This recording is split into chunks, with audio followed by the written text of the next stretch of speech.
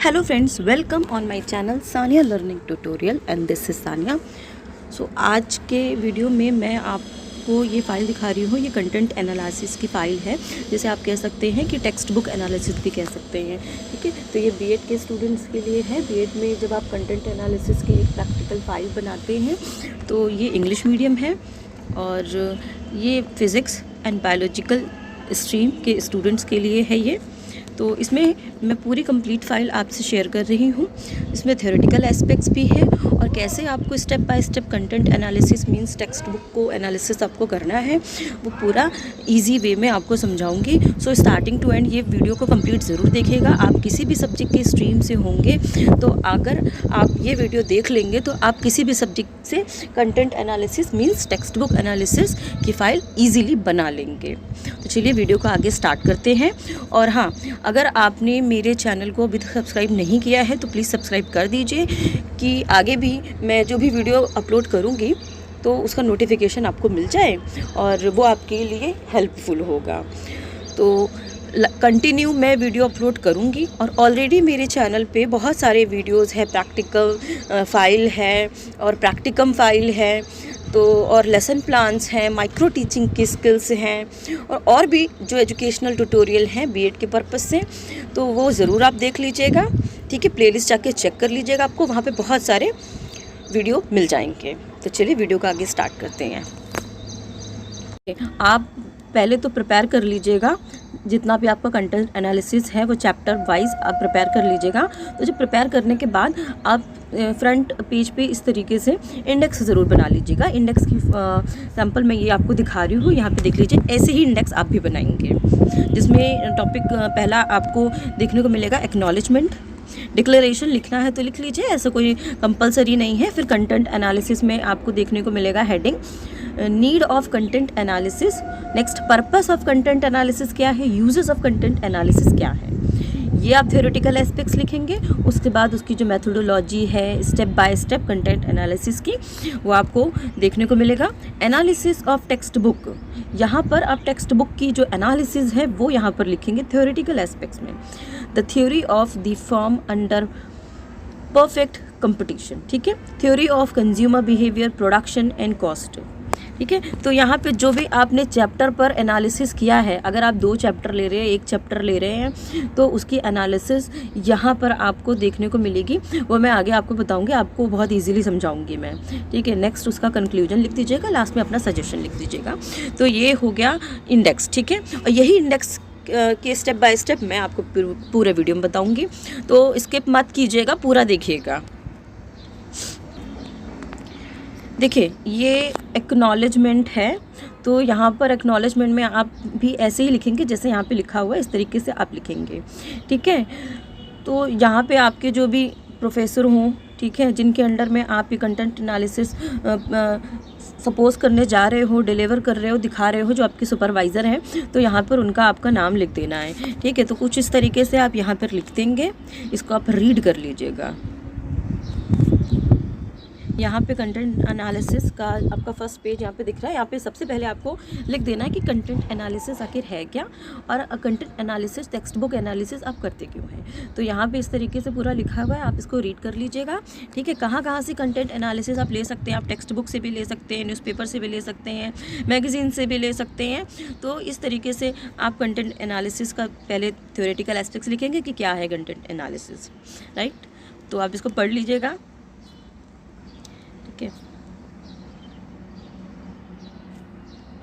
तो आप इसको पूरा रीड आउट कर लीजिएगा। और अगर एक एक लाइन को मैं एक्सप्लेन करूँगी तो वीडियो थोड़ी सी लंबी हो जाएगी, इसलिए मैं थोड़ा सा फास्ट मूव कर रही हूँ। तो आप इसको पॉज करके आप नोट डाउन कर सकते हैं, पढ़ भी सकते हैं पॉज करके। ओके,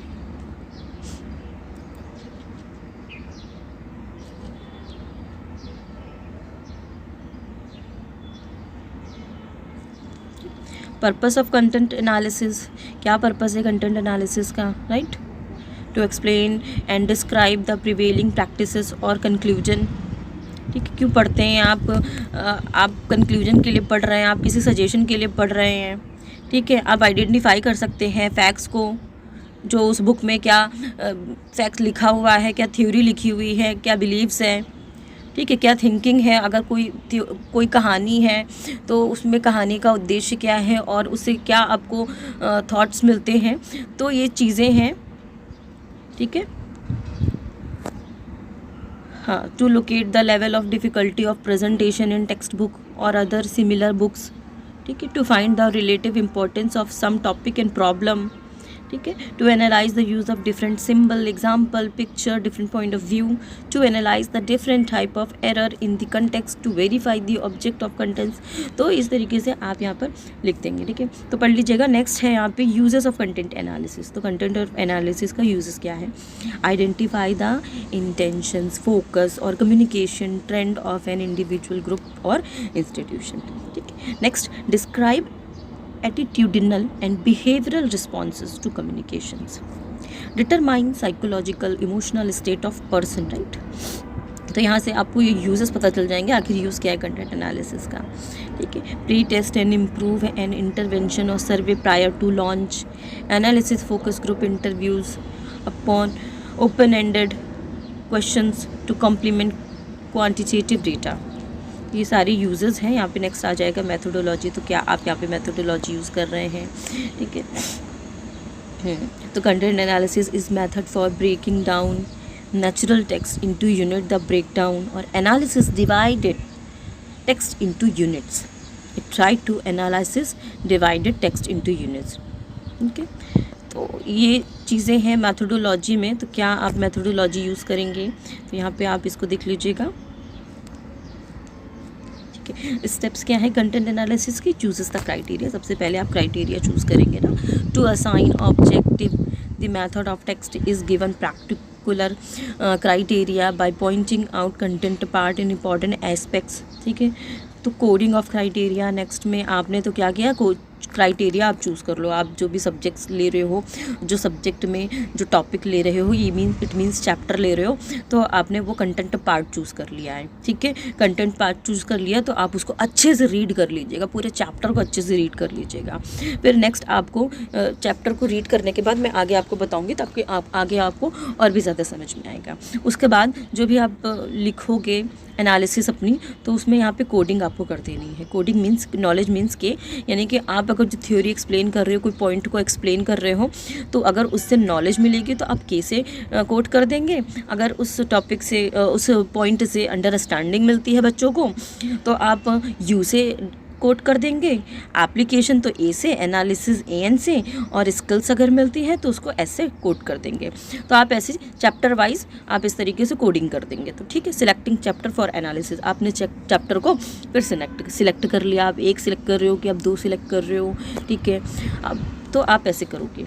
उसके बाद फ्रीक्वेंसी है, वेटेज है, ये आपको लिख देना है। मैं आगे आपको बताऊँगी फ्रीक्वेंसी एंड वेटेज क्या है। अब इसको पढ़ लीजिएगा। और नेक्स्ट एनालिसिस, तो थोड़ा सा आप यहाँ पे बता देंगे कि अगर आप एनालिसिस कर रहे हैं तो कौन सी क्लास से, कौन सी बुक से। ठीक है, यूपी बोर्ड है कि सीबीएसई बोर्ड है कि आईसीएसई बोर्ड है, बुक कौन सी है, पब्लिश्ड कौन सी है, एनसीईआरटी है, न्यू दिल्ली है। तो ये आप डिटेल्स लिख देंगे। ठीक है, तो आप देखिए यहाँ पे पहला चैप्टर आ गया, analysis of the content part. तो यहाँ पे फिज़िक्स के बुक से लिया, फिज़िक्स के सब्जेक्ट से लिया गया है। ठीक है, बुक है एनसीईआरटी, क्लास है 8th। ठीक है, तो यहाँ पे चैप्टर इन्होंने पहला एक चैप्टर को ले लिया, इन्होंने कोई चैप्टर ले लिया, उसमें साउंड है, तो इन्होंने साउंड को एनालिसिस कर लिया है। ठीक है, तो यहाँ पे यूनिट आप लिख देंगे। तो पहला ये जैसे आपने यहाँ पे लिख दिया है, sound is producing by a vibrating body, तो ये आपने यूनिट लिख दिया। अब यहाँ पर आप थोड़ा सा उसको एक्सप्लेन कर दोगे ऑब्जेक्टिव में, टू दी एंड। ठीक है, फ्रो और back and forth motion of an object is term as vibration. तो यहाँ पे यूनिट लिख दिया, उसको ऑब्जेक्टिव में थोड़ा सा एक्सप्लेन कर दिया है कि आप जिस तरीके से अपने एक्सप्लेनेशन के अकॉर्डिंग, अपनी कम्युनिकेशन के अकॉर्डिंग आप उसको एक्सप्लेन कर रहे हो, अपनी अंडरस्टैंडिंग के अकॉर्डिंग। ठीक है, तो यहाँ से क्या मिल रही है, यहाँ से अंडरस्टैंडिंग मिल रही है, तो आपने कोट कर दिया यू को। ठीक है, वैसे ही यहाँ पे थोड़ा सा और एक्सप्लेन कर दिया है, ठीक है। जैसे musical instrument are simply beater और स्ट्रक, तो यहाँ पे अंडरस्टैंडिंग मिल रही है। अब दूसरा देखो, तीसरा देख लो, harmonium, tabla, sitar, flute are musical instrument, है ना। तो इन्होंने बता दिया, तो यहाँ से क्या मिल रही है, ये सब म्यूजिकल इंस्ट्रूमेंट हैं, तो यहाँ से नॉलेज मिल रही है, ठीक है। जहाँ से नॉलेज तो के, जहाँ से अंडरस्टैंडिंग तो यू। नेक्स्ट इन्होंने ले लिया, देखो, unit sound produce by human, है ना। तो इस तरीके से आप ये लिख देंगे। तो ये हो गया साउंड चैप्टर का, आप इसे रीड कर लीजिएगा, ठीक है। एक एक यूनिट में आप 2-3 एक्सप्लेनेशन दे सकते हैं, ठीक है। तो अब यहाँ पे देखिए, एनालिसिस ऑफ कंटेंट, लास्ट में आपको ऐसा टेबल बना लेनी है। टेबल में ऑब्जेक्टिव पहला, फिर फ्रीक्वेंसी, फिर परसेंटेज। ऑब्जेक्टिव में के means knowledge, you means understand, A means analysis. यहाँ पे 3 देखने को मिले थे एनालिसिस में, आपको टेक्स्ट बुक में ये 3 आपको ऑब्जेक्टिव मिले थे, ठीक है। अब फ्रीक्वेंसी मीन्स उस साउंड मीन्स चैप्टर, जैसे साउंड चैप्टर है, एक चैप्टर में कितनी बार नॉलेज को आपने कोट किया है। तो जैसे एक साउंड के चैप्टर में यहाँ पे 5 बार नॉलेज को कोट किया गया, आप काउंट कर लीजिएगा, तो यहाँ पे 5 लिख दिया है। अंडरस्टैंडिंग को 7 बार कोट किया गया, तो यहाँ पे 7 लिख दिया है, तो ये हो जाएगी फ्रीक्वेंसी। एनालिसिस को 2 बार कोट किया गया है, तो हो गया 2, तो ये तो हो गई फ्रीक्वेंसी, ठीक है। अब टोटल कर दिया आपने 14 करने के बाद यहाँ पर आपने परसेंटेज निकाल ली है, राइट। तो ये हो गया एनालिसिस चैप्टर 1 का। इसी तरीके से यहाँ पे सेम स्टेप यूज़ किया गया है, सेम प्रोसेस यूज़ किया गया है चैप्टर 2 में भी। तो यानी कि इन्होंने फिजिक्स के 2 चैप्टर लिए थे, चैप्टर 1 और chapter 2। Chapter 1 sound and chapter 2 light and reflection लिया हुआ है। सेम इसी तरीके से यहाँ पर भी आपको कोड कर देना है, ठीक है। अब इसे देख लीजिएगा।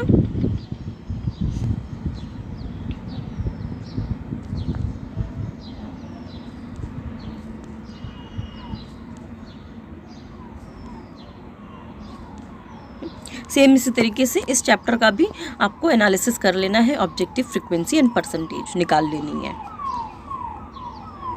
ठीक है। अब देखो, analysis of content part, chapter 3, यहाँ पे चैप्टर तीसरा ले लिया है, कोल और पेट्रोलियम, ठीक है।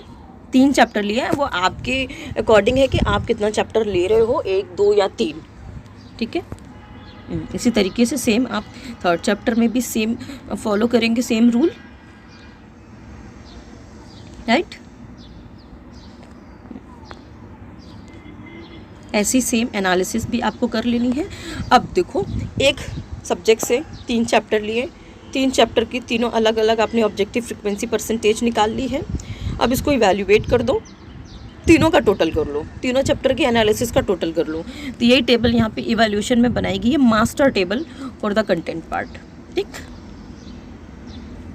चलो एनालिसिस। अब नेक्स्ट सब्जेक्ट पे यहाँ पे फिर से एनालिसिस किया गया है कि अगर अब एक सब्जेक्ट इन्होंने जैसे फिजिक्स लिया हुआ है, दूसरा जैसे बायोलॉजी ले लिया है, तो यहाँ पर बायोलॉजी के लिए कौन सी बुक यूज़ की गई है, पब्लिश कौन सा है, लिख दिया है CBSE है, ठीक है, CBSE है, NCERT है जो क्लास 8th है, ठीक है।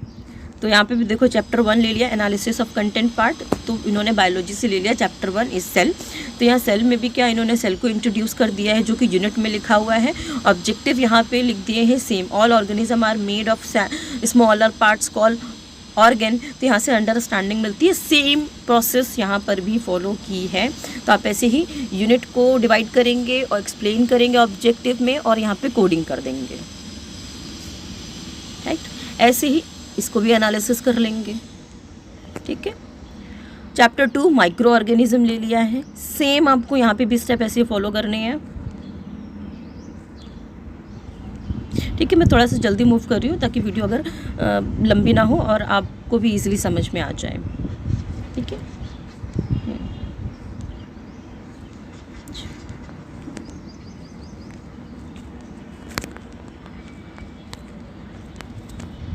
एनालिसिस ऐसे कर लेंगे। चैप्टर 3 भी ले लिया है, सिंथेटिक फाइबर, सेम ऐसे ही रूल अप्लाई करेंगे चैप्टर 3 में भी, ठीक है।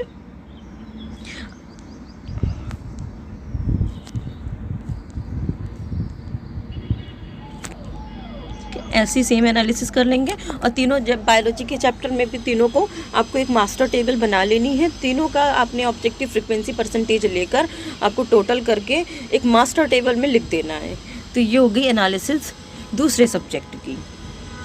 बस बहुत इजी स्टेप्स हैं, और कंक्लूजन आप लिख देंगे उसके बाद, ठीक है। Syllabus, knowledge of changes, content, ऐसे कंक्लूजन आप लिख देंगे।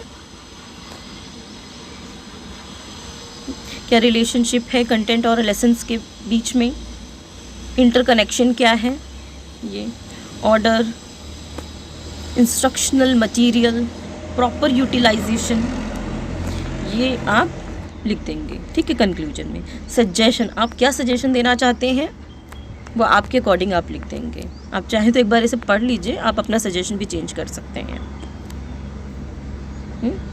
जैसे कि cover page of text book should be more attractive and colourful, right. The quality of the paper should be good, है ना। इंक्लूडिंग मोर और real picture can help the children to learn thing in faster piece. Every chapter can suggest name other book and reference for further reading for further student. The out cover should be laminated so that a student can keep it clean and neat. More self-assessment question should be given at the end of the chapter.